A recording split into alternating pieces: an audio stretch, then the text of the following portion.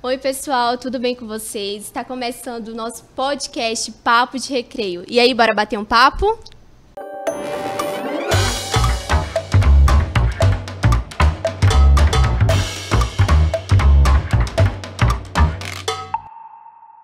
Estamos aqui hoje para falar sobre o meio ambiente, que segundo o CONAMA, de janeiro de 1986, o impacto ambiental ele pode ser considerado qualquer alteração física, química ou biológica causada por qualquer forma de matéria ou energia resultante aí das ações humanas, causando aí, afetando, na saúde humana, acarretando também nos impactos ambientais, tanto positivos como negativos. E dentre os impactos ambientais gerados aí pelas atividades humanas, nós podemos citar as inundações, a poluição, as mudanças climáticas são problemas que afetam diretamente na qualidade de vida das pessoas. Mas existem também os impactos positivos, como o reflorestamento, a coleta de lixo.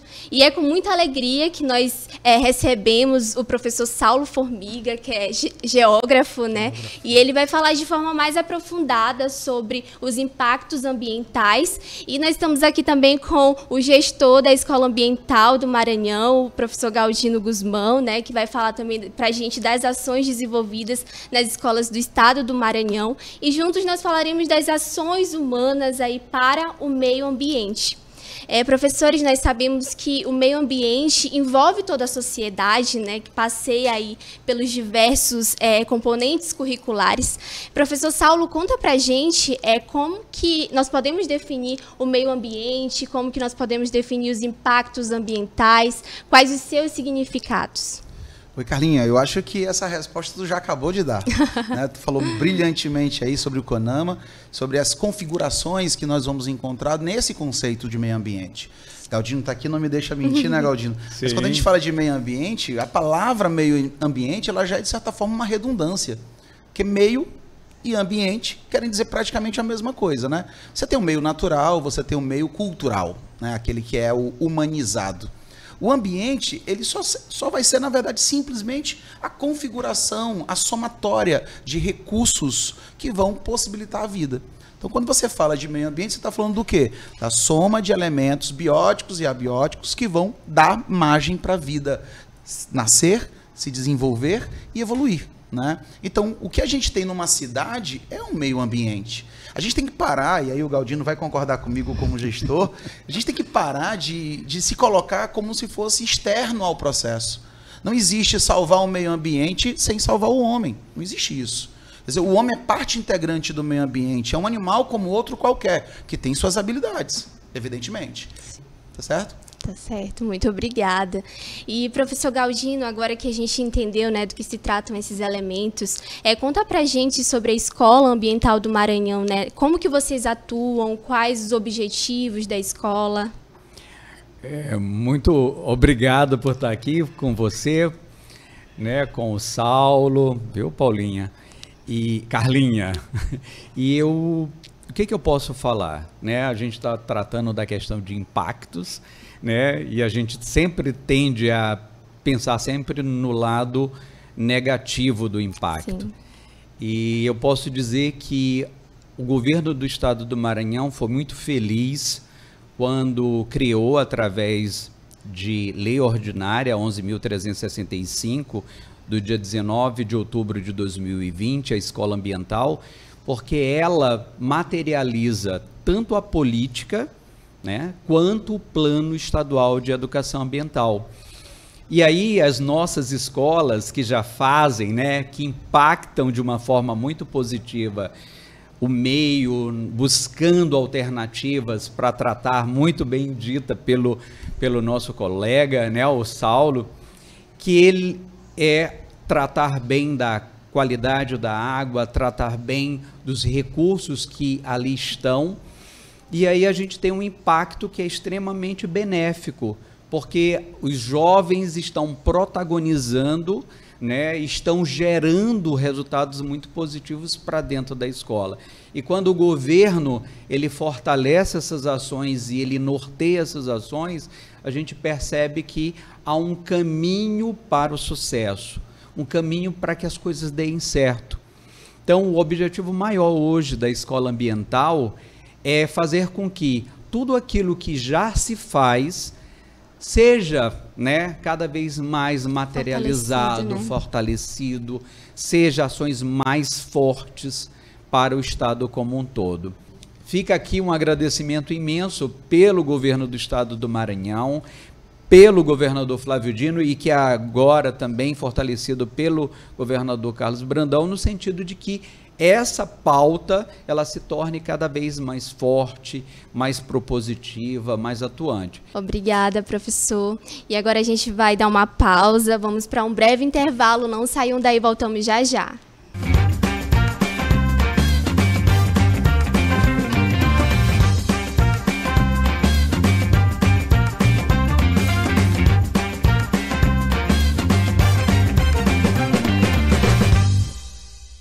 Estamos de volta com o nosso podcast Papo de Recreio, hoje falando sobre o meio ambiente e os seus impactos na sociedade. Professores, como que na prática, no dia a dia, na vida ordinária, né, os nossos alunos eles podem atuar no combate ao impacto ambiental? Bem, Carlinha, se tu me permite, eu acho que a gente não precisa pensar em grandes ações. Qualquer transformação social, ela começa com um indivíduo. A sociedade é feita de indivíduos. Então, eu não posso querer mudar o mundo se eu não arrumo nem minha cama. Então, a gente tem que começar pelo nosso ambiente. Então, a partir do momento que eu jogo minha embalagem no chão, eu estou colaborando para um impacto negativo, né? Então, eu tenho que ter cuidado com o meu resíduo, por exemplo. Essa é uma das primeiras missões. Eu tenho que me preocupar com o que cabe a mim, primeiro de tudo. Então, se eu tenho 7, 8 bilhões de pessoas no mundo hoje, e cada uma não tem o cuidado, né, de levar o seu resíduo para o local ideal, a gente vai ter no mínimo aí 7 bilhões de unidades de resíduos, que vão cair no mar, que vão bater no rio, que vão poluir o solo, que vão trazer aqueles impactos negativos que nós tanto falamos. Então, a primeira coisa, sem dúvida, é a responsabilidade individual do coletivo, né, em relação ao coletivo. Então, eu tenho que fazer o meu papel na escola. Qual é o meu papel enquanto estudante na minha escola? Entregar o espaço da forma como eu recebi, se não melhor. Então, influenciando os meus amigos, influenciando a minha turma, influenciando a minha família. Esse, para mim, é o primeiro passo. Carlinha e o professor Saulo, perfeito, né, a sua colocação. E o que eu tento, né, e que eu vejo muito que acontece é esse nível de consciência, né? Então, o que a gente percebe é que quanto mais os nossos estudantes, eles adquirem, né, conhecimentos significativos, eles mudam sua postura diante dos problemas. Eu lembro que uma vez em um trabalho de pesquisa, e eu fiz uma colocação para os alunos que eles não deveriam lançar seus rejeitos na água. E na minha ignorância, né, porque não sabia o local onde morava o aluno, ele disse bem assim: professor, eu não tenho condições de lançar em um ambiente que não seja água. Eu moro numa palafita. Então, essas questões, elas são colocadas, mas algumas delas, elas não são respondidas porque também nós temos os entraves com o próprio poder público. Quer dizer, as pessoas elas não estão morando nos lugares mais adequados. Então, precisamos entender que elas precisam estar morando em lugares melhores, né? Então, tem que haver uma preocupação para isso também. O meio ambiente, ele precisa ser equilibrado, ser de qualidade e ser necessário para que nós possamos utilizar eles, mas também que eles sejam, né, para as futuras gerações. E aí entra o conceito da sustentabilidade. Ou seja, então esse fazer sustentável dentro dos espaços escolares é importantíssimo. É fazer com que a nossa população entenda que nós precisamos do ambiente e ele cada vez mais equilibrado, para que a gente permaneça como espécie junto com todos os demais, porque tudo está muito interligado, né? Os recursos naturais, não naturais, ou seja, os que não são vivos, mas que também fazem parte de toda essa construção. Tá bom? Tá bom, professor. Obrigado. Agora a gente vai assistir um vídeo de uma das práticas exitosas, né, de nossas escolas do Maranhão. A educação ambiental na escola teve a conscientização como uma necessidade de proteção do meio ambiente, pretendendo o quê? Sanar falta de informação sobre as principais causas e também suas consequências. O nosso objetivo principal é desenvolver ações educativas, sustentáveis, sobre o quê? Sobre as questões ambientais, através de métodos o quê? Ativos e sustentáveis, conscientizando sobre a necessidade de proteção e preservação do meio ambiente. A educação ambiental na escola é um método mais eficaz para se conseguir criar e aplicar formas sustentáveis de interação sociedade-natureza. E este é o melhor caminho, que o indivíduo mude seus atos e assuma as atitudes que levem à diminuição da degradação dos nossos recursos naturais. A eletiva tem mostrado aos estudantes a entenderem e compreenderem nossa responsabilidade social com o nosso meio ambiente. Se cada um de nós fizermos nosso papel, teremos um planeta melhor. Ficamos muito felizes com a premiação do selo ambiental. Será mais um motivo para continuarmos nossa caminhada a conscientizarmos nossos estudantes e nossa comunidade a fazerem seu papel de cidadãos conscientes com o nosso planeta. A escola agradece a premiação Selo Ambiental. Nós estamos aqui em um dos projetos da nossa escola de educação ambiental, que foi a nossa pracinha. Pode ver que aqui era um espaço e os próprios alunos, junto com os professores, eles se empenharam para desenvolver esse local aqui, para que fortalecesse o relacionamento dos alunos, para que eles tivessem esse espaço aqui agradável para se relacionar. Então esse foi um dos projetos da nossa escola, além de outros que nós fizemos em prol do meio ambiente. E é isso, espero que vocês tenham gostado. Até mais. O Selo Cidadania Ambiental ele é voltado para as escolas públicas que desenvolvem ações ambientais. A conquista do prêmio foi feita através de projetos e ações realizadas pela escola, como a Semana do Meio Ambiente e projetos feitos na horta escolar. Receber o prêmio do selo ambiental é importante porque ressalta os valores socioambientais que estão sendo transmitidos aos alunos por meio de ações e projetos. Além disso, a escola se torna um ponto de referência, incentivando mais alunos a compreenderem a importância do meio ambiente e a possuírem um estilo de vida mais sustentável. Professor Galdino, comenta um pouco sobre esses relatos, né, dos nossos estudantes. Existem metas de ampliação dessas práticas? O edital Selo Cidadania Ambiental, ele se deu agora em 2022 e ele tem como objetivo fomentar todas as ações socioambientais das escolas. E ao abrir o edital, nós tivemos inscritos 30 escolas.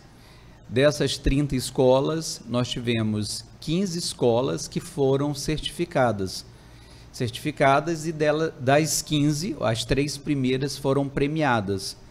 A primeira com a premiação de 10 mil, a segunda 7 mil e a terceira 5 mil.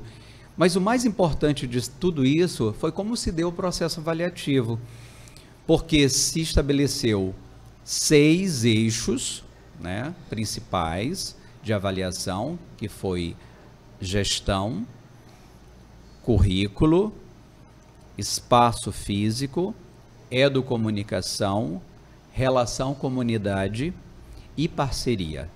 Então, esses 6 eixos, eles foram distribuídos em diversos itens, no caso, totalizando 12 itens. Então, as escolas que foram certificadas, elas passaram por um critério muito rigoroso. E esse critério rigoroso nos deu também um diagnóstico de como estão as nossas escolas. O bom de tudo é ver que foram escolas distribuídas em todo o estado do Maranhão, mas foi poder observar que a escola, diante da sua gestão, diante do currículo que ela executa, ou dentro do espaço que ela tem e como ela dinamiza esse espaço e como ela estabelece as suas relações com seus parceiros e a relação também com a comunidade e como ela faz essa comunicação com tanto a escola como fora o muro da escola, isso nos deu uma esperança de que a criação e o apoio às escolas sustentáveis, ela se torne algo bem rápido. Por quê? Porque as escolas já fazem e precisavam apenas desse incentivo. É isso. Que bacana, né? Ver a juventude aí protagonizando, né? Atuando. E, professor Saulo, falando da geografia, né? Do nosso estado, nós sabemos que o nosso estado, ele é enorme, né? Ele é diverso. E, infelizmente, há registros de desmatamentos, né? E isso prejudica na nossa farinha e na nossa juçara, né? Na nossa riqueza. Porque nós sabemos que é maranhense, né? Não vive sem a juçara, sem a farinha, sem o camarão. Conta pra gente. Carlinha, eu acho que agora a coisa ficou séria. Que ela foi mexer na juçara e na farinha. Gente, nós não vivemos sem esses dois. Não. Se colocar um camarão seco no meio, então, aí pronto, é bingo. Mas brincadeiras à parte, tu tocou num ponto muito sério, que é o desmatamento, né? O amigo Galdino estava colocando coisas muito importantes aqui que eu quero frisar. Quando você coloca aí uma política propositiva, propositalmente, você está provocando a sociedade para uma mudança, para uma transformação. E levar a pauta ambiental para a escola, dentro das eletivas, de uma forma leve, de uma forma objetiva e de uma forma protagonista, porque é ele que faz essa ação, sem dúvida é o primeiro passo para a gente conseguir construir uma nova identidade enquanto cidadão. Então, quando a gente brinca aqui da juçara e da farinha e traz à luz da discussão o desmatamento, a gente está sim colocando em risco a juçara. A gente está sim colocando em risco a farinha. Porque você vai perceber nitidamente que essas atividades que eram tradicionalmente, ou melhor, que eram habitualmente das sociedades tradicionais, ela está sendo deixada de lado. Pelo êxodo rural, por exemplo. O êxodo rural que transformou, inclusive, o Maranhão em um estado urbano, embora um dos menos urbanizados. O que acontece é que o crescimento das cidades de forma desordenada fez com que o campo, de maneira completamente concentrada, de forma extremamente autoritária, acabasse por expulsar esse seu cidadão. Expulsou o produtor rural de pequeno porte, expulsou as sociedades tradicionais. Então o campo, ele passou a ser visto como um problema para estes cidadãos. Então eles passaram a migrar para as cidades por quê? Em busca de melhores condições de vida. Não necessariamente conseguiram. Né? A cidade inchou, não foi planejada para crescer tanto e aí acabou tendo o quê? Ocupações irregulares. Claro que a gente não está aqui dizendo que não se deve ocupar, mas é preciso que haja, sobretudo e acima de tudo, uma preocupação com que tipo de ambiente nós estamos deixando. Né? Não é ocupar por ocupar, é ocupar, explorar, mas com responsabilidade. O nosso diálogo tá muito bacana, mas a gente precisa se despedir, né? E eu quero agradecer professor Saulo, professor Galdino, pela presença de vocês. E agora vocês podem deixar aquele recadinho especial do coração para quem está nos assistindo. Eu queria agradecer aqui a convite, claro, de todos que fazem aqui o Papo de Recreio. E eu acho que o nome condiz com tudo aquilo que a gente fez aqui, que todos fizeram, quem já passou e quem vai passar. O Papo de Recreio ele representa exatamente o espaço propositivo. Acho que é um termo muito forte e necessário. Propositivo. Otimista, sim, mas propositivo, acima de tudo. De mudança.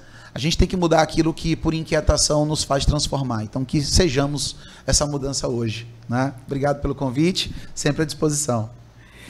Também quero agradecer, né, o convite feito pelo Papo de Recreio. E o que eu tenho a dizer sobre esse momento é como é importante a gente poder transferir às outras pessoas algo que se tem de melhor. E nada melhor do que um ambiente equilibrado, né, com qualidade. E que isso a gente não pode perder, porque a gente só tem um planeta. O planeta é este, é o planeta Terra, da qual nos foi dado com muito carinho, muito cuidado, com muitas qualidades, coisas que todos nós estamos, né, usufruindo e precisamos cuidar muito bem.